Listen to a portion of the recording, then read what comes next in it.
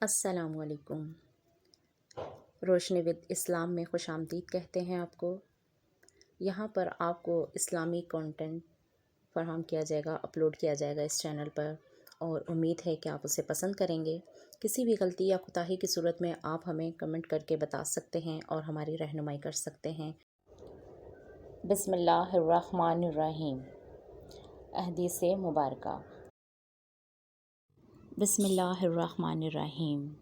ایک شخص حارث بن حشام نامی نے ان حضرت صلی اللہ علیہ وآلہ وسلم سے سوال کیا تھا کہ حضور، آپ پر وحی کیسے نازل ہوتی ہے؟ آپ صلی اللہ علیہ وآلہ وسلم نے فرمایا کہ وحی نازل ہوتے وقت کبھی مجھ کو گھنٹی کی سی آواز محسوس ہوتی ہے اور وحی کی یہ کیفیت مجھ پر بہت شاق گزرتی ہے۔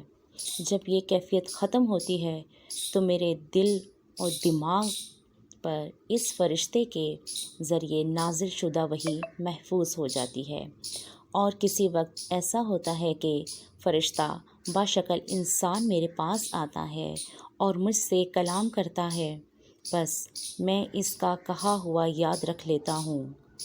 حضرت عائشہ رضی اللہ تعالیٰ عنہا کا بیان ہے کہ میں نے سخت کڑاکے کی سردی میں ان حضرت صلی اللہ علیہ وآلہ وسلم کو دیکھا کہ آپ صلی اللہ علیہ وآلہ وسلم پر وحی نازل ہوئی، اور جب اس کا سلسلہ موقوف ہوا تو آپ صلی اللہ علیہ وآلہ وسلم کی پیشانی پسینے سے شرابور تھی۔